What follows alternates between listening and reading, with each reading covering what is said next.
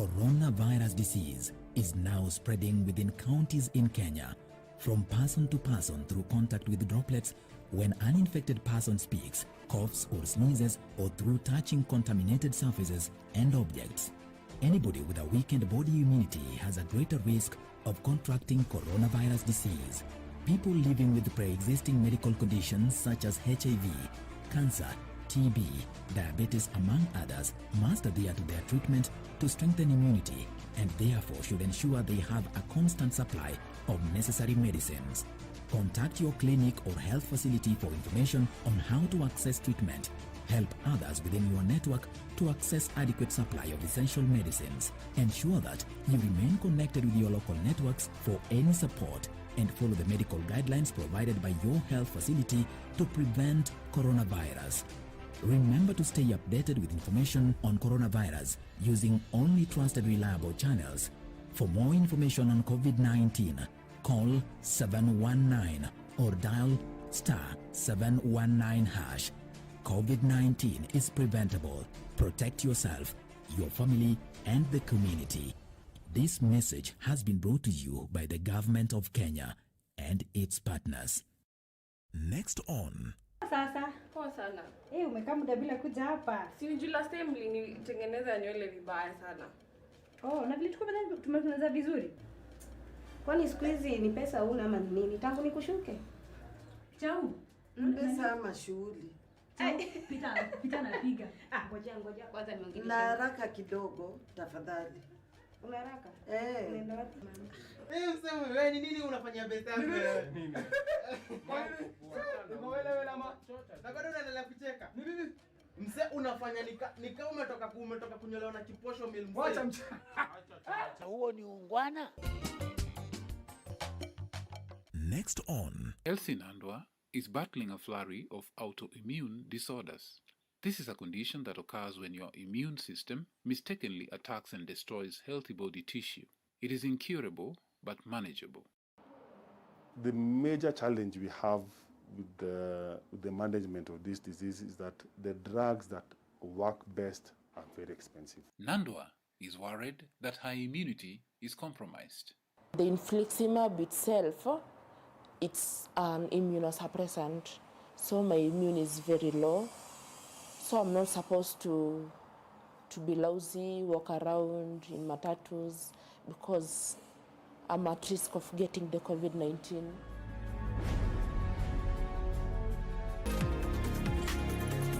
Did you know life is uncertain? Do not leave anything to chance. Protect the financial needs of your family in case you die or lose income due to terminal or critical illness. Take up a life insurance policy today to protect the financial future of your loved ones. Now you know. IRA, promoting insurance, protecting the insured. In February 2021, confirmed cases of polio virus were reported in Garissa and Mombasa counties because of outbreaks from neighboring countries. From Saturday the 22nd to Wednesday the 26th of May 2021, the Ministry of Health and its partners will conduct a house-to-house polio vaccination campaign in 13 counties that are most at risk. Vaccination teams will adhere to the COVID-19 safety measures such as wearing a face mask, hand hygiene and physical distance. To minimize physical contact, mothers will assist to open the child's mouth for vaccine administration. The polio vaccine and all other vaccines have been tested and are safe and effective. Vaccinations protect your children. Get your child vaccinated now. This message is brought to you by the Ministry of Health, UNICEF, and World Health Organization.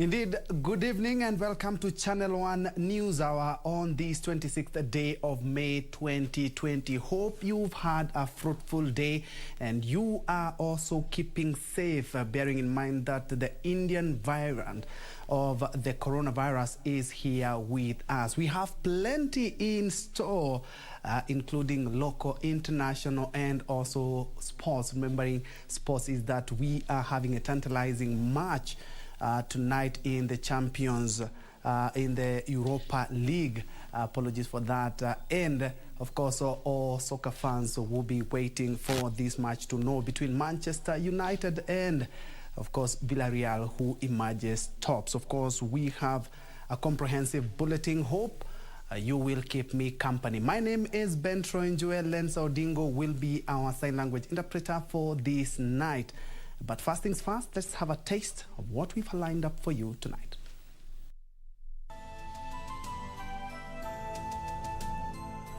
Former Treasury Cabinet Secretary Henry Rotich denies corruption charges after being charged afresh concerning the multi-billion shillings Aurora and Kimwarel Dam graft scandal.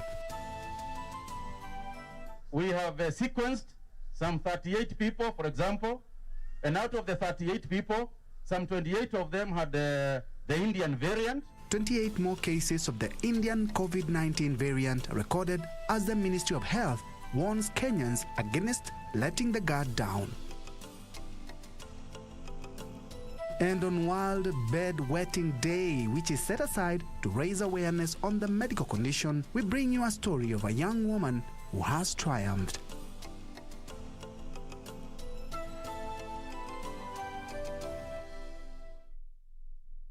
Remember, we are live from the broadcasting house in the county of Nairobi, and we are also live on all our social media platforms. At KBC Channel 1 News is our Twitter handle. Remember, at Ben Troy Njue as well. And remember, you can send in your comment, suggestion, or even question on those platforms. And we begin tonight at the corridors of justice, where former Treasury Cabinet Secretary Henry Rotich has denied fresh charges concerning the multi-billion shillings Aurora and Kimwarel Dam graft scandal.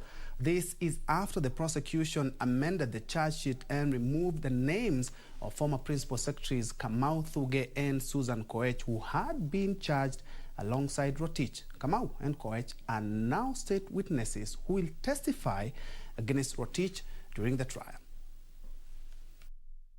Former Treasury Cabinet Secretary Henry Rotich appeared before Anti-Corruption Chief Magistrate Douglas Ogoti on Wednesday.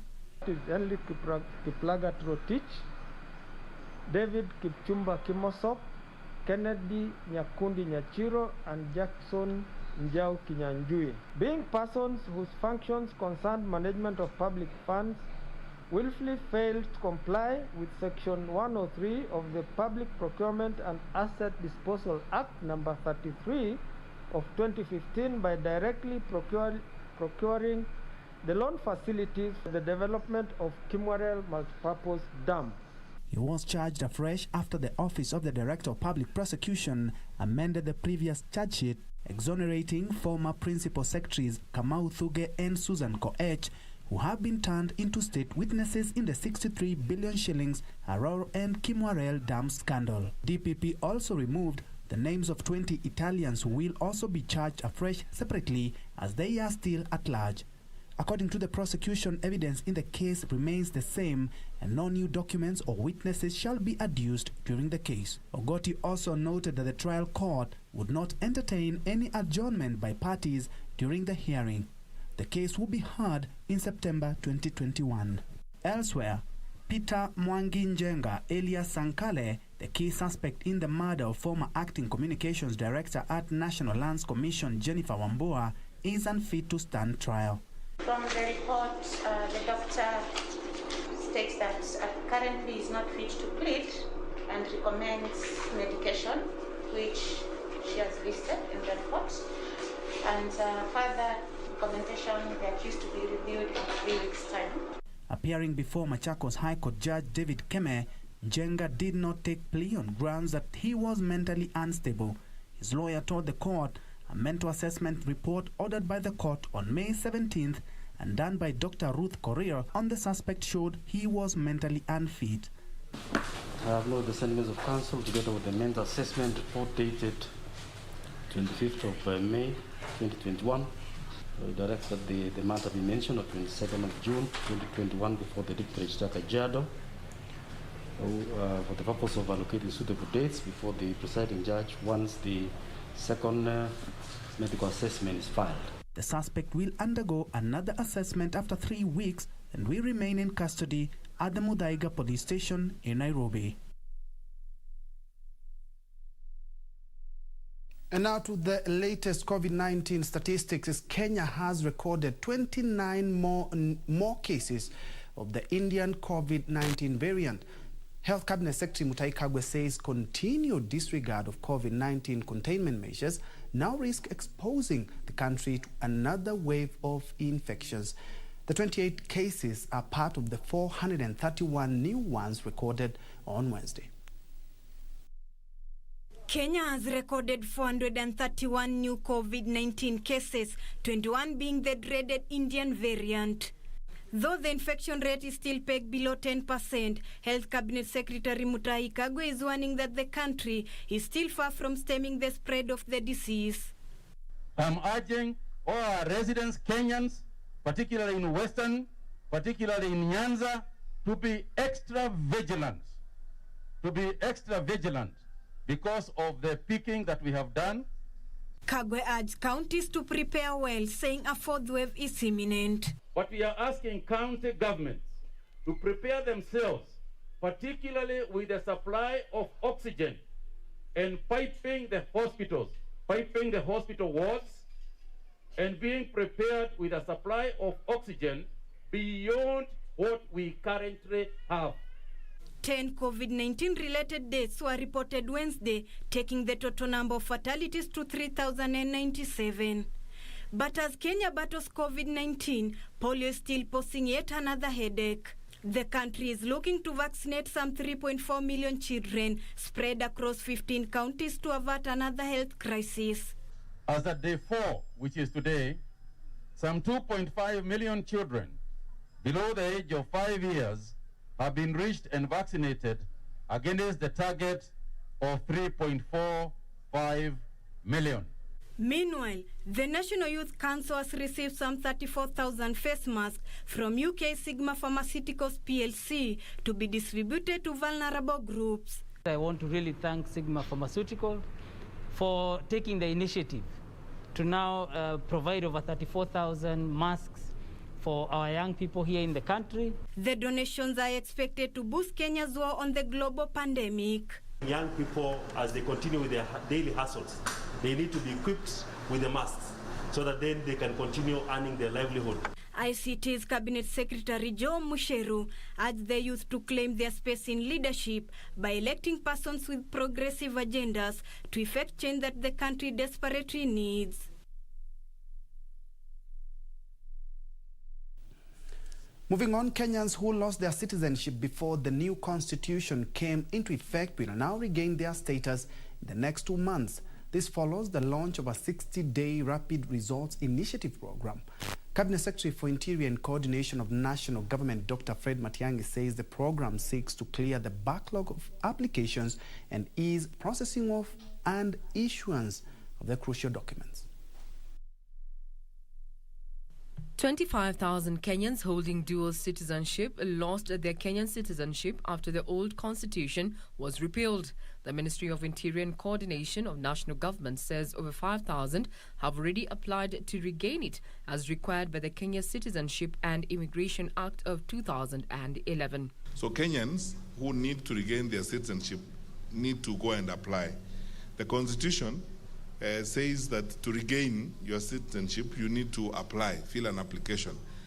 The Foreign Citizens Act prescribes the way to do this. Appeal to the Director General and to the team here is to make this process as effortless as possible so that it doesn't invite the use of brokers and intermediaries, because we believe government systems can work. Interior and Coordination of National Government, Dr. Fred Matiang'i, says the initiative will also reunite families and open up opportunities for investors. We have about 500 pending applications, and I've assured my colleague and my sister Betty that in the next 60 days we will go through all those 500 applications and sort them all out, so that those investors, some of them are people who have shown great love and commitment to our country.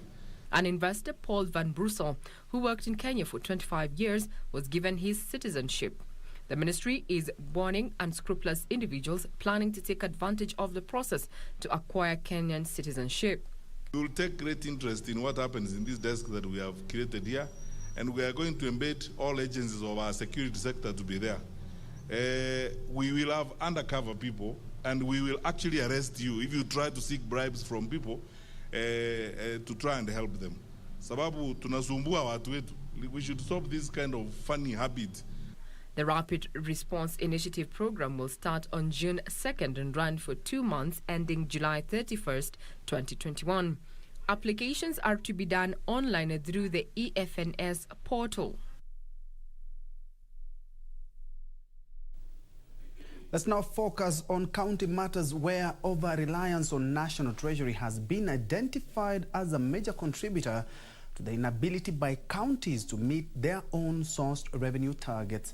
A report by the Commission on Revenue Allocation says that most counties raise less than 40% of the estimated annual revenue potential. The report says that intermittent disbursement of funds from the National Treasury often leave counties with little to no alternative sources of revenue, leading to delays in service delivery. The Commission on Revenue Allocation says unmet revenue targets is hurting service delivery in the counties. In a report, CRA says though county governments have made tremendous financial strides over the last 6 years, there is need to tighten loose ends to ensure revenue targets are met. We are launching these 2 reports in the backdrop of a contracting fiscal envelope, compounded by spending pressure to contain the pandemic, stimulate the economy, and at the same time, start a program of much-needed fiscal consolidation. In the 2018-2019 financial year, Nairobi County fell short of its estimated potential by 5.4 billion shillings. Mombasa County also fell short of its estimated target by 1 billion shillings. In the same financial year, Wajir County registered a shortfall of 140 million shillings. Other counties which fell short by substantial margins include Homa Bay, Garissa, Embu, and Kilifi. This underperformance has implications in execution of county government's budgets and in many cases leads to accumulation of pending bills. And a very, very serious thing that I would like counties to take note. And I want to give an example of Nairobi County. The property rate that you are using now to raise revenue. We are using legislation that was enacted in 1982. Counties can easily raise enough OSR if they focus on those revenue streams that give them at least more than 80%. So here what we are seeing is that a city like, for example, Nairobi, the speaker pointed out the valuation rules. If they were to update and stop using the one that was last updated in 1982, then they can actually finance their own budget. Counties such as Machakos, Narok, and Lamu did, however, surpass their targets in 2018. The Commission on Revenue Allocation says to meet their budgetary obligations, counties have resorted to over-reliance on the National Treasury. Counties are crying because they have not received their equitable share from the National Treasury. Does this have to be the case? Just think of it. If we increased our own source revenues, we would have a buffer zone to take us to the next release of the equitable share.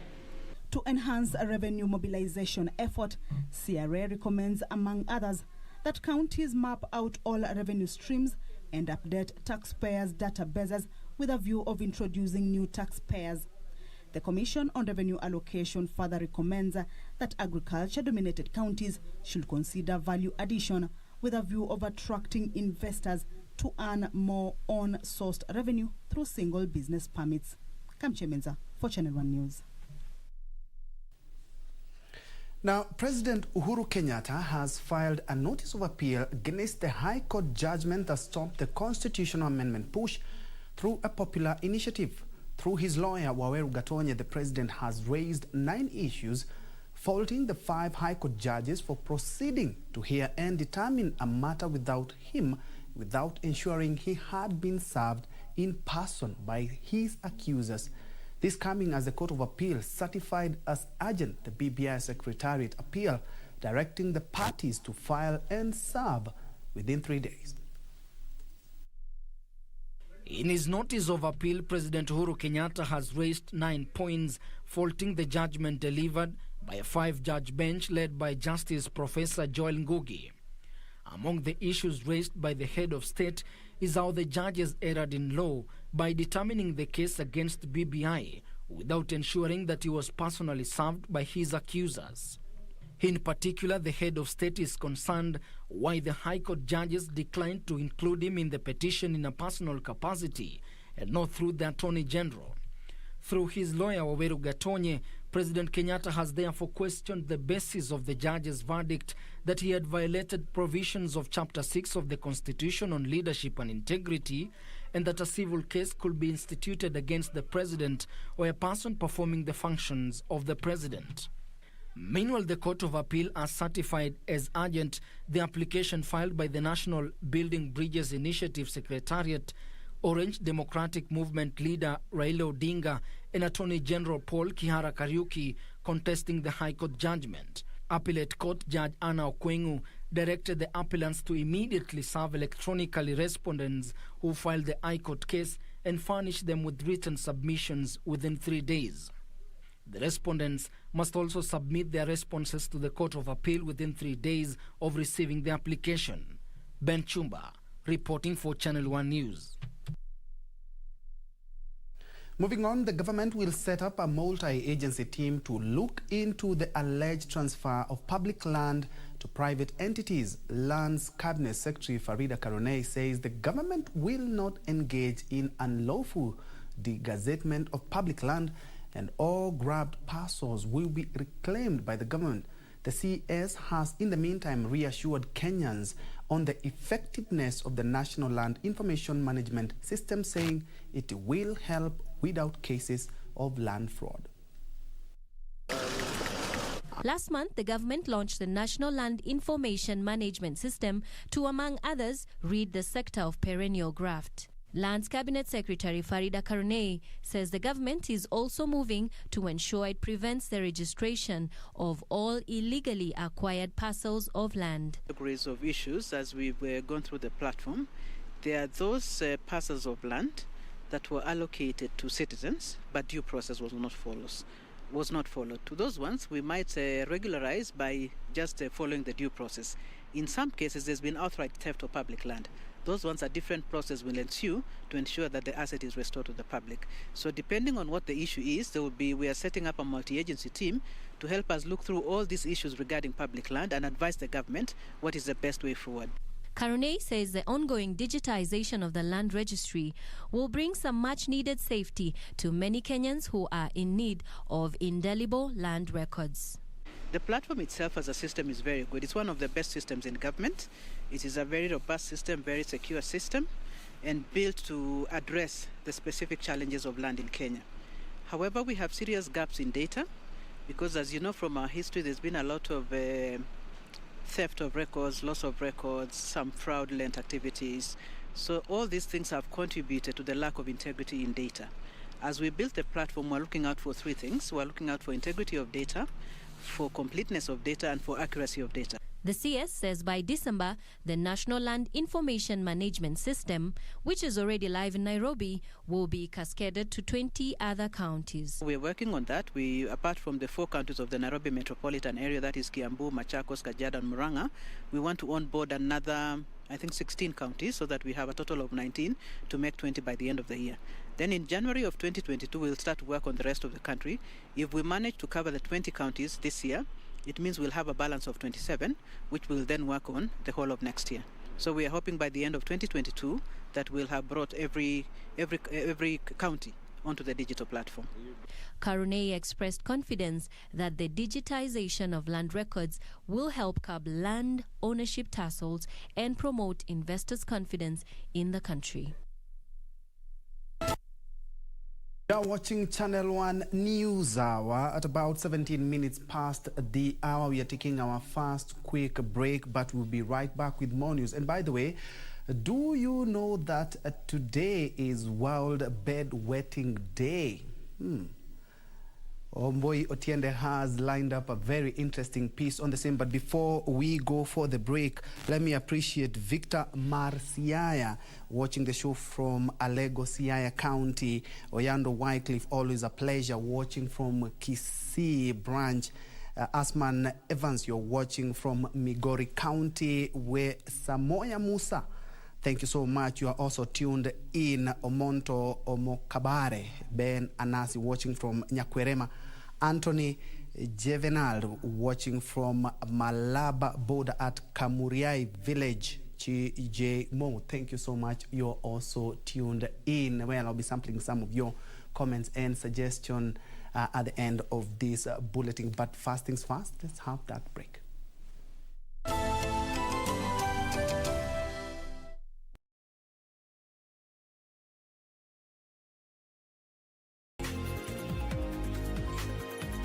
Did you know that a life policy can be used as an investment that provides for future savings paid upon maturity? Now you know. IRA, promoting insurance, protecting the insured. Je, umeomoka? Kama hujaomoka kwenye QuickBid ndio mambo yote. Hapa tuko na fridge, kodi yake ni CM. Tuko na gas cooker, kodi yake ni CK. Tuko na TV, kodi yake ni TV. Tuko na simu aina ya Samsung ni SM, ama Oppo ni Oppo. My friend, mahali popote unanitizama, eka hizo kodi zake kisha utume kwa 4032353. 4032353. Alafu utakuwa unaomoka na hizi bidhaa. Kumbuka, kwenye QuickBid ni bidhaa bora zaidi kwa bei ya chini kwa chini. Kupata skiza tune hii, sala ya imani na matumaini, dial *811 *815 #. Sala ya imani. Mungu wangu na sadiki maneno yote linalosadiki na linalofundisha kanisa Katoliki la Roma, kwani ndiwe uliofundisha hayo, wala haudanganyiki wala haudanganyi. Amina. Sala ya matumaini. Ili kupata skiza tune hiyo ya sala ya imani na matumaini, dial *811 *815 *811 *815 #. The greatest rally in the world is back in Kenya. Catch all the action of WRC Safari Rally live and exclusive on KBC Channel 1 from 24th to 27th June. See the world's best drivers navigate their machines on Kenya's rough terrain at breakneck speeds. Experience the thrills, adrenaline, drama and excitement as man and machine do battle. Don't miss out. WRC Safari Rally, live and exclusive on KBC Channel 1, your true sports partner. Next on. Bye. Okay. Tiff. What is it, Eric? Is a Tiff. At least find out who Glenn is working with. Nitamsaka alafu nitakushow. Kama unataka uzuri, usichukue pesa ya huyo mama. Utaenda jela. Unataka kumwaga huka.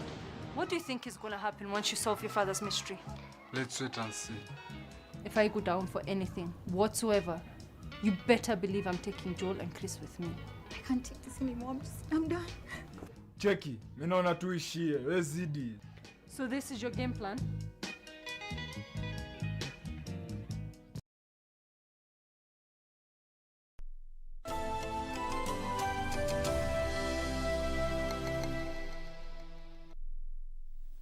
Welcome back. We are glad you're watching. Moving on, the government plans to implement new reforms in the livestock and maize value chains in efforts to make agriculture a lucrative economic activity.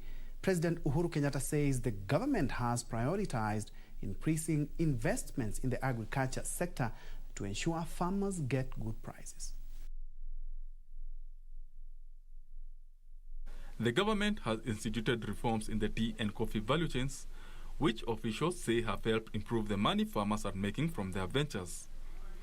President Uhuru Kenyatta says the government plans to extend the reforms to the maize and livestock value chain in a bid to make agriculture a lucrative economic activity. Na yale ambaye tunafanya kwa wafugaji wetu ndio tunaendelea kufanya hata kwa wakulima wetu wa kahawa, majani chai na mimea ingine mbalimbali. Speaking during the official opening of the NEM abattoir in Nairobi County, President Kenyatta said the government will continue sourcing for additional market for local livestock products. Kukuza hii biashara, hii ni kazi kwa vijana wetu. Hii ni pesa kwa mifuko ya wafugaji wetu. Na hiyo ndio furaha yetu. The 300 million shilling slaughterhouse owned by 3,000 livestock farmers mainly processes product for the export market. Tumeweza kufikisha hapa saa hii silota tunachinja mbuzi kuanzia 2,000 mpaka 5,000. Na ile nyingine tunaendelea kujenga iko na capacity ya kuchinja kuanzia 10,000 mpaka 12,000. Mbuzi kibatikana tutachinja kuanzia 10,000 mpaka 12,000. President Kenyatta said more slaughterhouses would be set up across the country. The government will also set up a tanning factory in Athi River to show up value addition efforts. Tuko na muradi kama serikali pale Athi River ya kuanza new tanning facility, pahali ambapo mtaweza kupeleka hiyo ngozi yenu na muweze kupata pesa ambayo inastahili kwa hizo ngozi ambazo zinatoka hapa. Tunaendelea kujenga ile factory kubwa kule Kinani ambayo itaweza kuongezea value kwa leather. Ile wanasema inapotea isipotee. The development comes 2 days after President Kenyatta reopened the Kenya Meat Commission in Athi River. Ben Troy Njue reporting for Channel 1 Business. Elsewhere, a local environment conservation watchdog is calling on the government to promote better management of water resources at local, regional, national and international levels. This is a section of Malindi residents call for an immediate solution to the runaway environment pollution in the town. Eastern Africa Greens Federation is proposing creation of environmental curriculum in schools to equip learners with knowledge on environment management from a tender age. Learning about the importance of protecting environment takes place from kindergarten level through to primary, all the way to high school and up to the university, so that it becomes a culture, a way of life that we need to protect and conserve our environment. The Federation is raising concern on the pollution in water bodies such as rivers and lakes. Consequently, it is calling on the government to promote better management of natural resources. The government, we want to call upon NEM as an authority, we want to call upon the Cabinet Secretary in charge of environment, and we want to call upon the head of state to lead in this direction and demonstrate commitment to conserving and preserving our environment. It is time that we awaken a societal narrative, a national narrative that champions the conservation of the environment and the stopping of pollution. At the same time, the Federation is advocating for environmental conservation under the banner Protect the Nile Basin. This is as residents living in the Kasurina and Muyeye area of Malindi, Kilifi County are raising the alarm over toxic smoke emanating from a dump site in the area.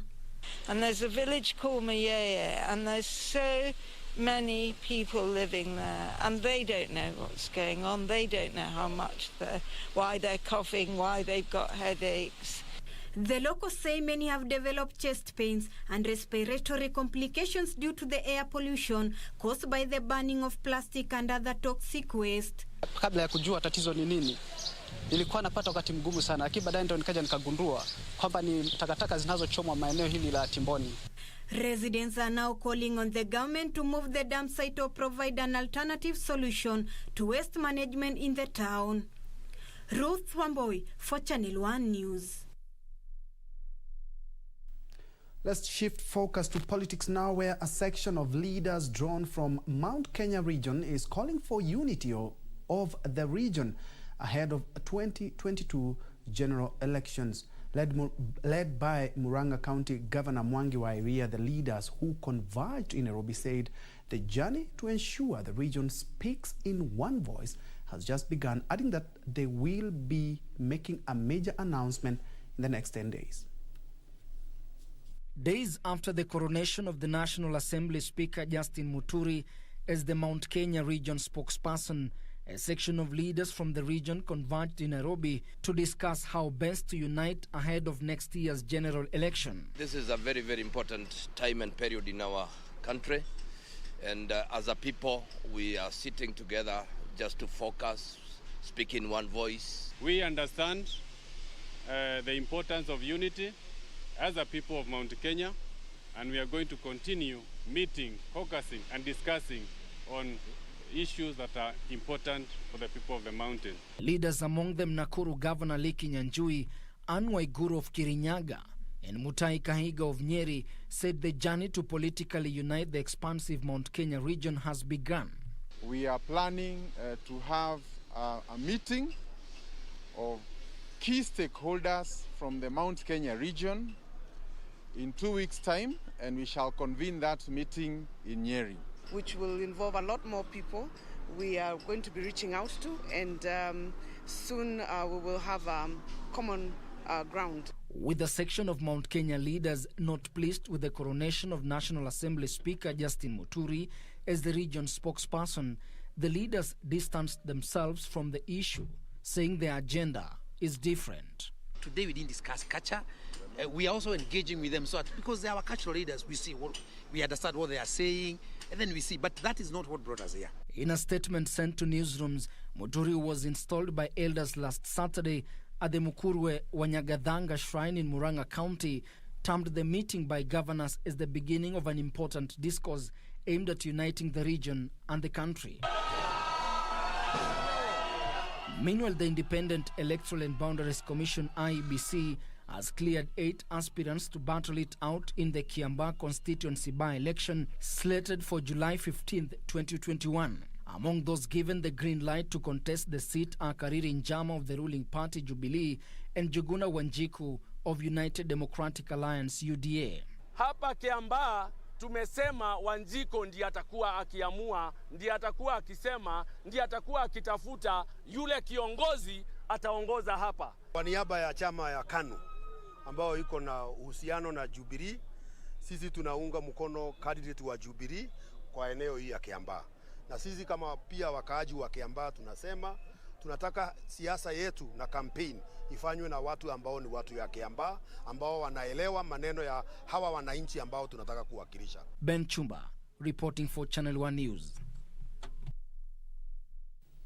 And now to an incident that has raised a lot of interest, where residents of Makutano town in Kapenguria, West Pokot County are still reeling from the shock of a rare wedding ceremony held Tuesday afternoon. Nuptials between Elizabeth Nalem and the Holy Spirit left many residents baffled as they flouted COVID-19 prevention protocols and gathered in their numbers to witness the unique event. Take a look. Elizabeth Nalem, dressed in a white wedding gown and accompanied by friends and faithful, danced as they made a grand entrance in Makutano town. Residents who had gathered were shocked to discover the bride was getting married to the Holy Spirit. In the unique ceremony at Chelanga Gardens, the woman, who is married with 6 children, did not make any vows. Instead, the presiding pastor Albert Rumaita gave a sermon and prayed for her.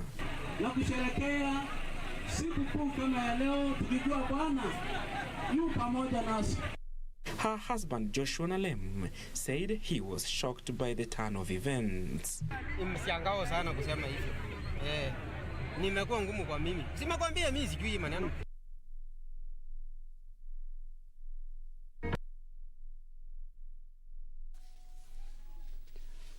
Interesting.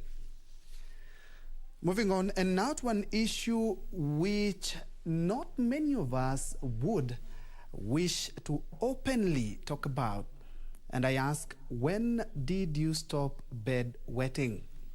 Could you be over 20 years and still waking up to a wet bed? Well, today is World Bedwetting Day, and WAMBUA Otieno is having a conversation with a 23-year-old woman who just stopped bedwetting. What was her experience over the years, and what is the cause of prolonged bedwetting?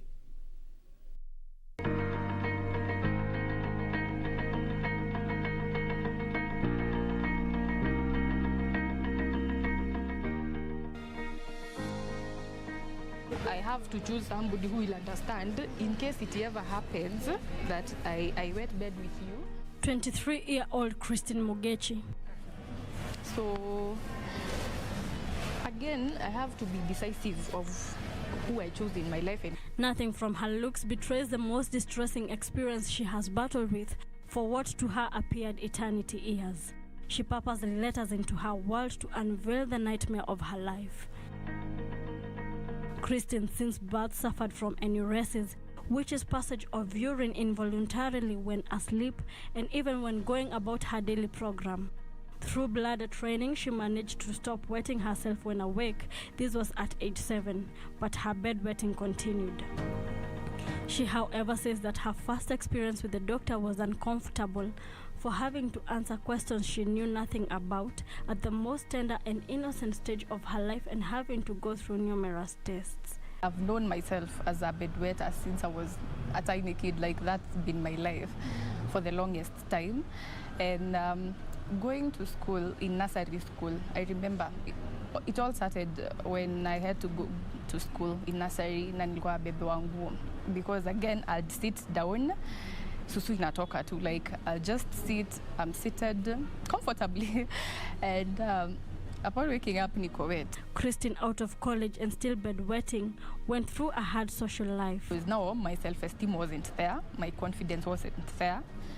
I used to be afraid of doing anything at all. Like, I really want to do it, but I'm like, hapana, nikienda kufanya hata nikikosea kidogo mtu atasema after all, when nikikojozi, you know how people attack you. However, her situation did not stop her from finding that which she desired, love.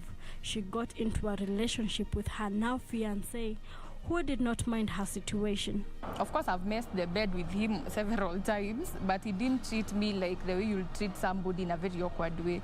He just tap me and tell me, by the way, wake up, since nini imekuwa wet kidogo, to change kitu. He'll actually help me change the beddings and everything, so I go now do cleaning on my own. Christine's condition, according to her doctor, was caused by loose bladder. She endured 22 years of treatment. Everybody was concerned, mbona huyu ako hivyo, you know, and there are people who of course will judge in a very funny way and say, oh, msichana wako ni kupenda apendi kwenda choo, maybe anaogopa, anaona ni mbali, and you're like, okay.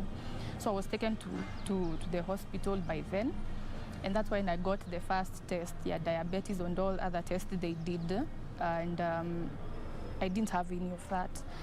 It was just my bladder that was loose. The last time I wet the bed was last year, January, was my birthday. Lucy Wambui, founder of the Enuresis Initiative Kenya, says that if bedwetting is not checked past 5 years of a child's development, it can translate into the secondary enuresis, where a person does not stop wetting the bed at an older age. People telling me I have never dried. Throughout my childhood, my teenage, my whatever. I'm now 22, I'm now 20, I'm now 29, I'm now 30 years old. I have never dried. Lucy also warns parents against ridiculing, punishing and publicly embarrassing children as a way to help stop wetting the bed, saying that it may tamper with the child's emotional and psychological welfare and that they may never stop wetting. She states ways a parent could help a bedwetting child overcome. Like teasing children, thinking you can tease it out of a child. They don't work, they have no impact. They can actually be very, very detrimental to the development of a child. They shatter self-esteem. Support from parents, from the family, from the community is all important. So I've met also parents who have told me they purposed to be waking the child up at night, take them to the loo. And also it helps like for parents to admit to a child. I was a bedwetter myself. It helps so much. It is so relieving. Also, praising a child when they achieve dryness, when they wake up with a dry bed, or when they wake up and they use the loo so that they don't wet the bed. Praising the child, keeping a record, keeping rewards. Lucy strongly discourages against the traditional means of remedies to stop bedwetting and shows gadgets that are used to help stop the enuresis condition by both children and grown-ups. They are told to eat maize silk. There's one lady who told me she was told to climb on top of a tree and urinate a stream of urine from up there down into the ground. And she did that several times, and of course it had no impact. She was actually became an adult bedwetter. By the time she was coming to me, she was a married woman with 2 children, and she was a bedwetter. Basically, this is the bedwetting alarm. It's a very easy device to use. How we use it is that this armband is worn around the arm like this, and it has the node, the sensor that is activated by urine, by wetness. So this sensor will be clasped around the underwear, a panty or a boxer for a boy, and the person now goes to sleep like this. So when they begin to wet themselves, just the first few drops, this alarm will go off like this. So there is the alarm, there is a vibration I'm feeling around my arm, and there is a lamp, there is a light that glows bright in the dark. So when this happens, the person should wake up and deactivate the alarm and go to the loo, finish off. Lucy, through her initiative, goes around high schools creating awareness on the bedwetting condition to prevent teenagers from self and social stigmatization, as it is prevalent in schools and may lower learners' self-esteem. The principal of Machakos Boys School in Dimulikahi, who is current chairman of the Kenya Secondary Heads Association, says the association has no special guidelines to address the issue of bedwetting. What is there is we do not have a government policy that states this is how you need to handle bedwetters. But the policy of government is every school should be comfortable for all learners. Indemoli says that there are cases of bedwetting bullying, and the school offers guidance and counseling to the affected to help them get over the social stress. Once you are being rejected, if it is a cube, you are being rejected by the cube members, it's bullying. And we encourage the guidance and counseling department to also have sessions with them, just to find out whether, if there is anything beyond maybe being late in stopping. But what exactly is enuresis? Dr. Ian Githinji of Avenue Hospital breaks it down for us. It's defined as the involuntary passage of urine or the loss of bladder control leading to the involuntary passage of urine. That's basically what enuresis will be. Some other synonyms that are used for it include incontinence or urine incontinence. He goes on to define primary and secondary enuresis and the causes. What we call primary enuresis, the etiology, the cause or the reason why they develop this most of the time is genetic. But then there are also other other causes that can be there for children, and it's important that any child who is having enuresis, usually we say above the age of 4, that they be assessed by the primary doctor, the pediatrician, so that then they can rule out these many other causes of enuresis, yeah, which might be things like urinary tract infections. Other things could be psychological. There are certain risk factors that have been noted for secondary enuresis. 1, including obesity. 2, the female sex also is at a higher risk of developing secondary enuresis compared to the male sex. Other things like smoking also increase the risk. Age, as people grow older, then their bladder function, because you lose the function of the muscles around the bladder and around the pelvic region, then that can also lead to enuresis or incontinence. Enuresis and persistent enuresis, even though stereotyped to be a women thing, also affects men and is treatable. 3 to 4 times more than men. And hence, that coupled with the fact that also men don't talk about it, or men don't come out for treatment, then the numbers of men tend to be quite low. Reporting for Channel 1 News, I'm Wamboi Otiende.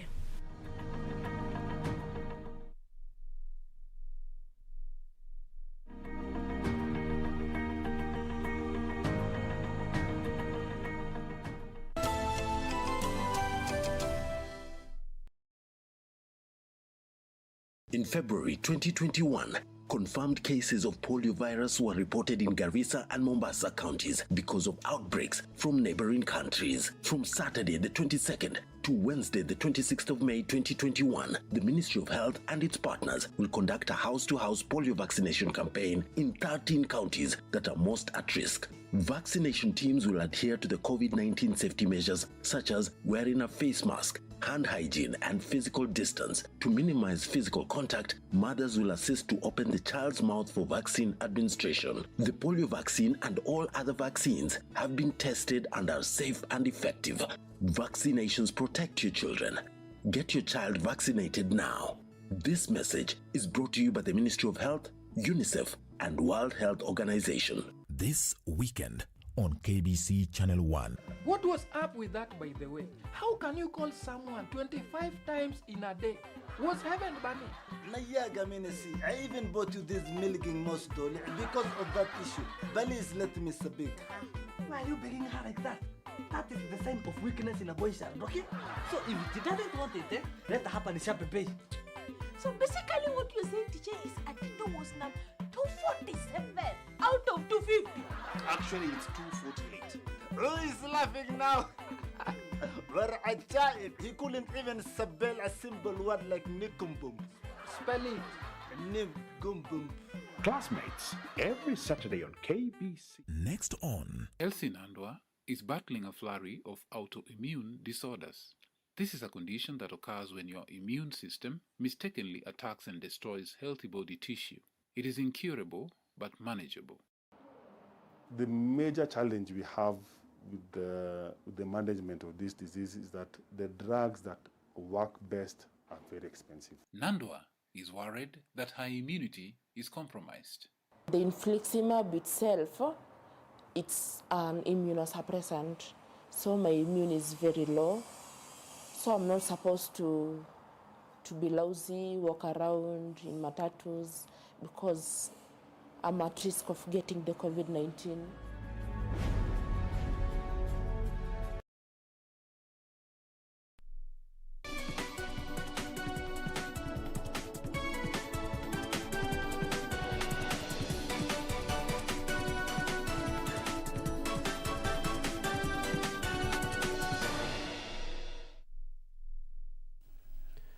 In business, the youths are being encouraged to embrace trainings on informal skills, which are key in driving Kenya's industrialization. Labour Cabinet Secretary Simon Chilugui says the government is keen on supporting the informal skilled population to create employment opportunities. Anbur reports. More than 80% of jobs in Kenya are created in the informal sector. Despite this, most of the young people in Kenya shun the informal sector, preferring white-collar jobs. Labour Cabinet Secretary Simon Chelugui believes there are more jobs and wealth creation opportunities in the informal sector. He is therefore encouraging the youth to embrace the informal sector by enrolling for institutions offering such technical training to gain the relevant skills. And I want to encourage our young people to actually train to do the job themselves, to be job creators, to be employers themselves, not to be employed. We have a lot of work. When we talk of building and construction, it's booming in this country. It's booming across the country. So there's a lot of work to be done. There's a lot of job to be done. So what we need to fix is that ability to now to transition them from training and skill acquisition to the real job where they get those tools and resources. Speaking at the National Industrial Training Authority in Mombasa County, Chelugui said 5 billion shillings has been earmarked by the World Bank to support the youth in their entrepreneurial adventures. In our colleges here, in our training authorities here, through KIOP, a World Bank program, Kenya Youth Opportunities Program, we have about 5 billion shillings shared between the Ministry of Labour, the Ministry of ICT, and the Ministry of Industrialization to support trained young people to start their own businesses, to start their own jobs. And I'm sure with those skills, there will be a lot. You will have a lot of work, unlimited work. NITA campuses have been challenged to explore upscaling their intakes to accommodate at least 10% of those who fail to get opportunities in universities and other colleges. We have at least 38,714, and the target we have given NITA, working with the accredited institutions like vocational training, like TVETs, and other institutions, tertiary institutions, to scale up this to over 120,000, so that we address at least 10% of our Form 4 leavers who always miss out in maybe joining university or joining tertiary institutions. For Business News from Mombasa County, I am Anburu. Elsewhere, Equity Group made 8.63 billion shillings in net profit during the first 3 months of this year, representing a 63.3% increase. The profit increase was powered by reduction by more than half of the loan loss provision to 1.27 billion shillings.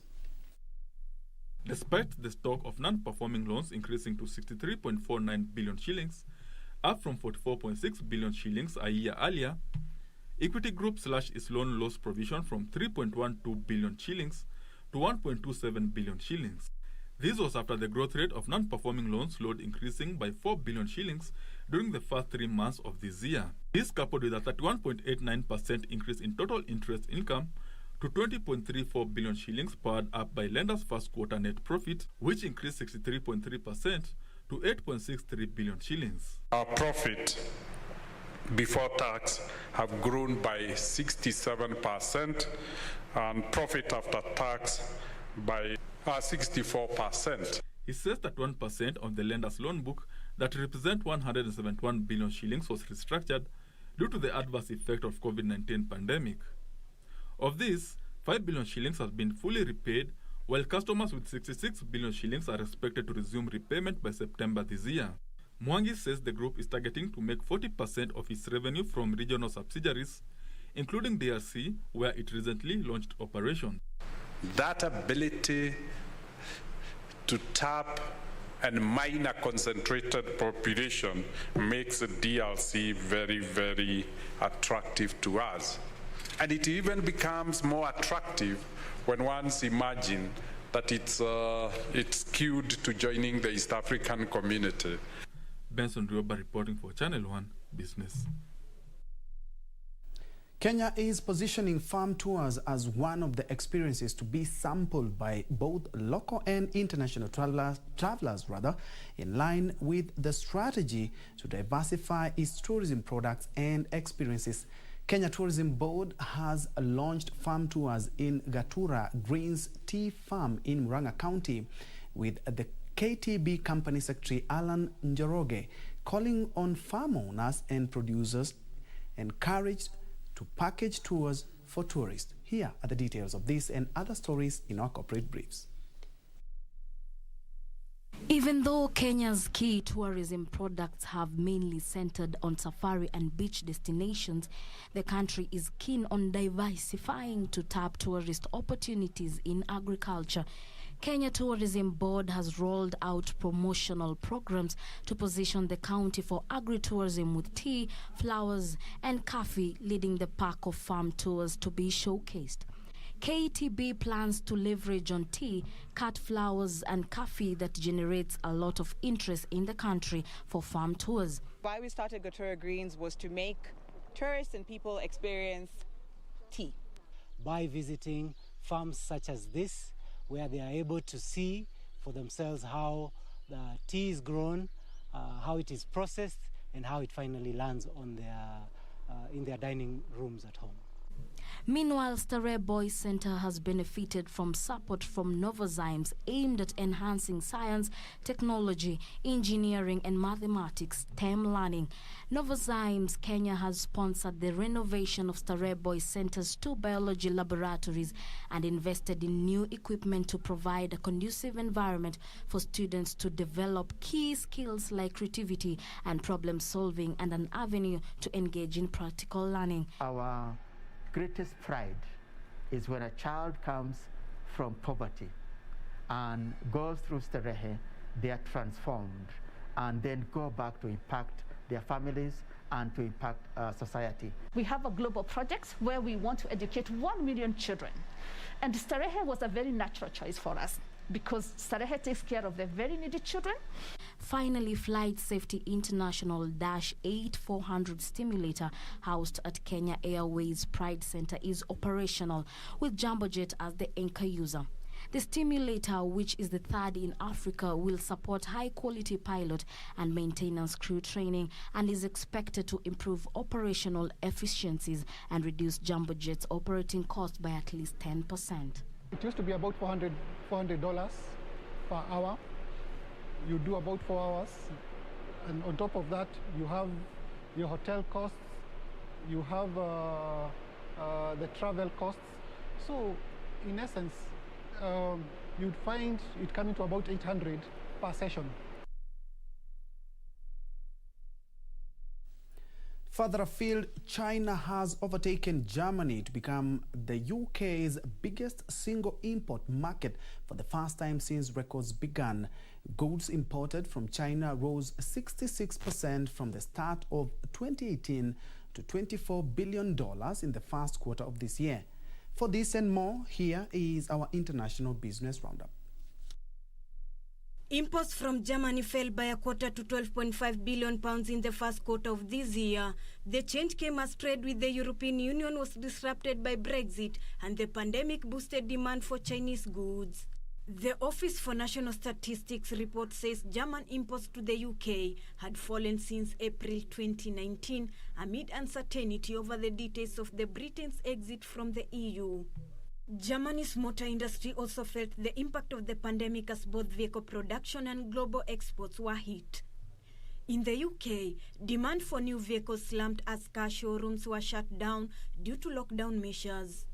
Exports of goods to Ireland saw the greatest proportionate fall on the UK's top 5 exporting partners after the EU transition period.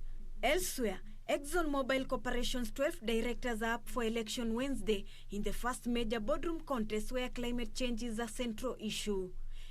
Exxon has long fought to keep climate activists at bay, negotiating with big holders to supply details of its emissions and publicly supporting carbon reduction.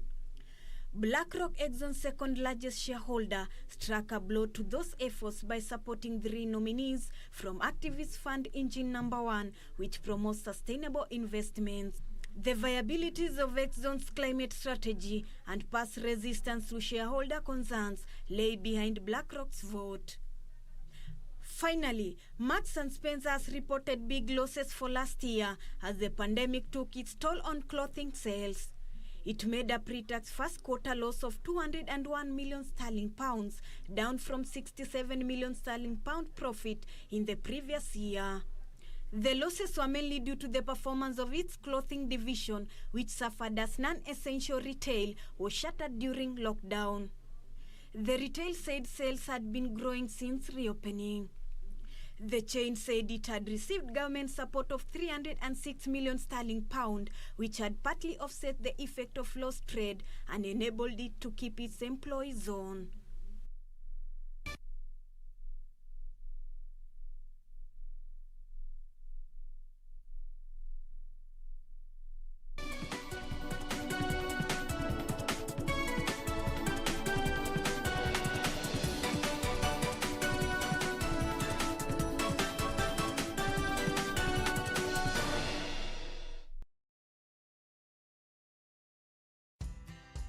Banki imeconfirm pesa zimeingia. Congratulations Sam, gari ni lako sasa. Shukran.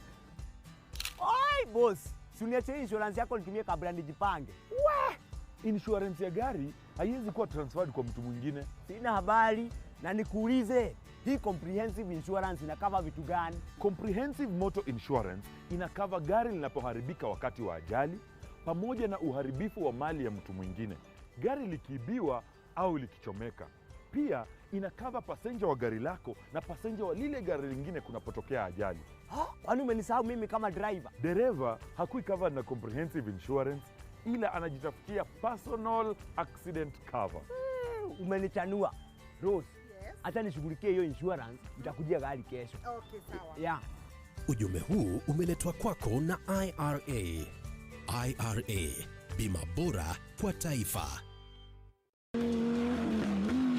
The greatest rally in the world is back in Kenya. Catch all the action of WRC Safari Rally live and exclusive on KBC Channel 1 from 24th to 27th June. See the world's best drivers navigate their machines on Kenya's rough terrain at breakneck speeds. Experience the thrills, adrenaline, drama and excitement as man and machine do battle. Don't miss out. WRC Safari Rally, live and exclusive on KBC Channel 1, your true sports partner.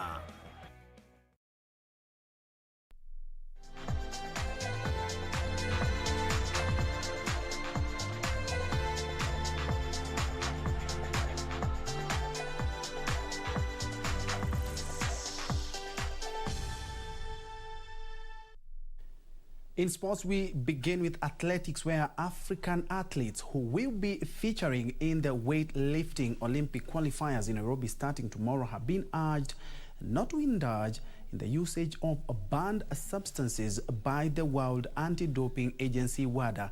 This was revealed today during a one-day Anti-Doping Agency of Kenya ADAC seminar that brought together athletes drawn from 13 African nations. World Anti-Doping Agency WADA included stimulants, cannabinoids and glucocorticoids in the 2021 list of prohibited substances for sportsmen and women in and out of competition.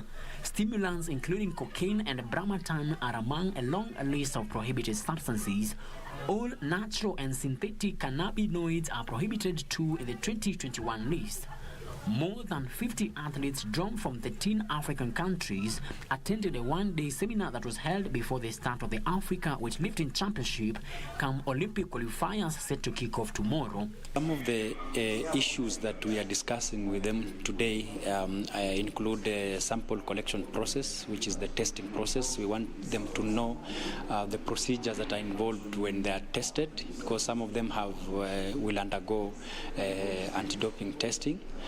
We are expanding what we call what doping is, so we are talking to them about the anti-doping rule violations that have been stipulated in the World Anti-Doping Code. Goal of the WFA is to lift up the game, get the standards.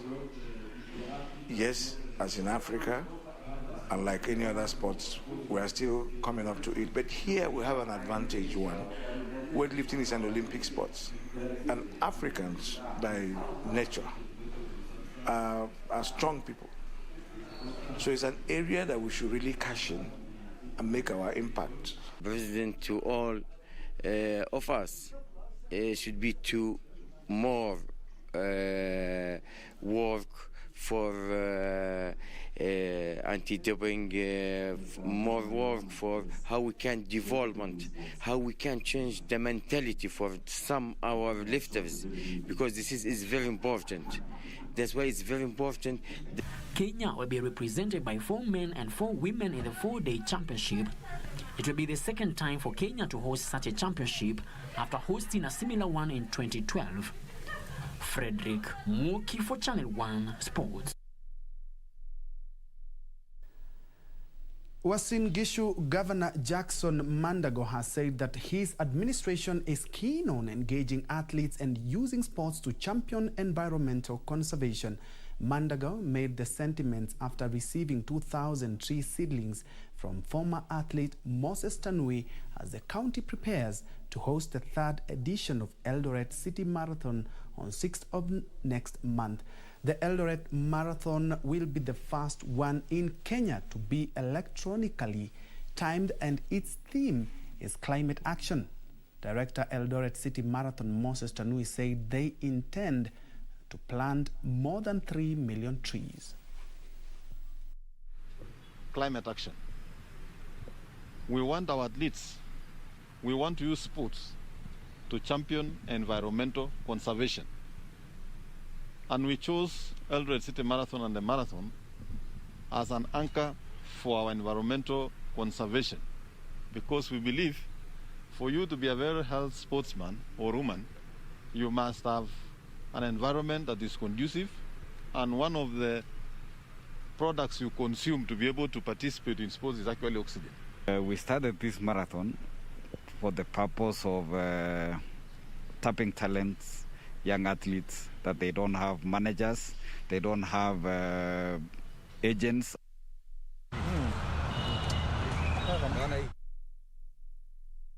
Cross borders, Manchester United will play Spanish side Villarreal in the final of this season's Europa League tonight in Poland. United reached the final after beating Roma in a two-legged semi-final, while Villarreal did the same against Arsenal. There are plans for 2,000 fans of each club to be present at the final. Ole Gunnar Solskjaer says a Manchester United win over Villarreal in the Europa League final tonight in Poland could be a stepping stone for a big future. I've got enough self-belief, whatever circumstances I've been in. Quietly confident, as I've always said, trusting the players. These players are ready for this, and that's the main thing. I've seen in them something growing inside of them, more and more confident, more and more robust, resilient to setbacks, and as a group, I'm confident that we're ready for this now. Solskjaer, a Champions League winner with United as a player, has yet to win a trophy since taking charge of the club in 2018-2019. United have not won a major trophy for 4 years, but Solskjaer says he was confident of beating Villarreal, who finished 7th in the Spanish La Liga. Solskjaer is without Anthony Martial and Phil Jones because of knee injuries. We trust our coach. The team is confident, as I said before. We trust ourselves. We know what we have to do. We work for an entire season together. This is our moment to enjoy this final and try to do our best. And while Solskjaer is contesting only his second final in his managerial career, having won the 2013 Norwegian Cup with Molde, opposite number Unai Emery has won the Europa League 3 times. Villarreal's former Arsenal boss guided Sevilla to victory in the competition in 2014, 2015 and 2016. Emery could become the first manager to win the competition 4 times. He also reached the 2019 final with Arsenal and is aiming to deliver a first major trophy in Villarreal's 98-year history. Villarreal, who beat Arsenal in the semi-final, are unbeaten in European competition this season, winning 12 times and drawing twice. There are plans for 2,000 fans of each club to be present at the final. 30 minutes extra time will be played if the scores are level after 90 minutes. The final will be decided by a penalty shootout if the scores are still level after 120 minutes. 3 days after this match, Manchester City and Chelsea will meet in the final of the Champions League.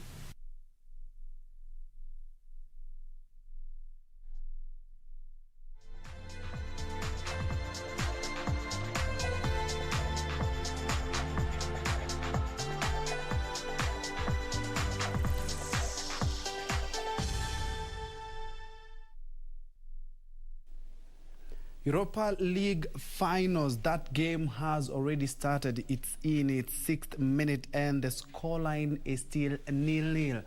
But don't worry, we'll bring you the sight sounds and the goals in our subsequent bulletin tomorrow. And what can I say?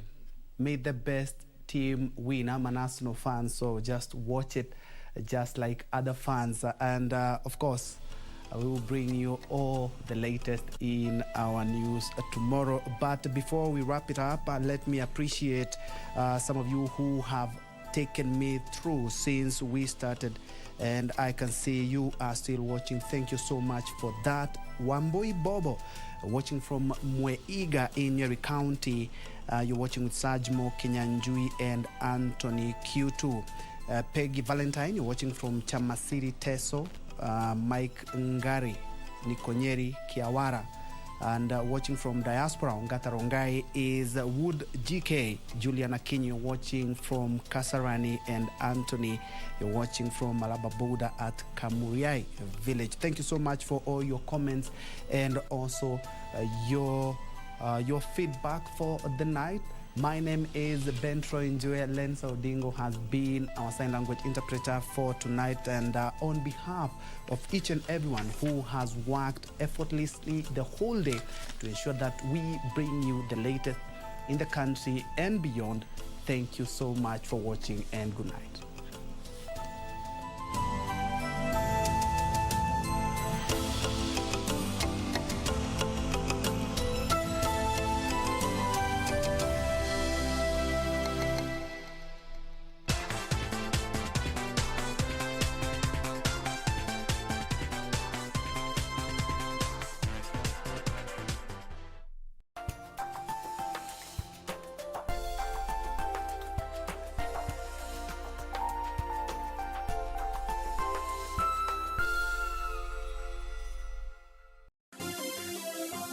Vera Beauty College.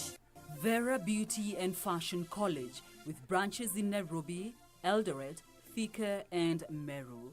Did you know that we are a TVET approved institution? We offer courses in fashion design, interior design in soft furnishing, event decoration, flower arrangement, event planning, hairdressing, barbering and dreadlocks, beauty therapy, makeup, nail technology, spa massages, teaching skills, TOT, solo business management, and many more. Register now and visit our website on www.verabeautycollege.com. You can also call on 0725 923 550 Nairobi branch, 0728 087 689 Eldoret branch, 0722 22 7428 Thika branch, 0725 000 706 Meru branch. Vera Beauty and Fashion College, a TVET approved institution. Potential.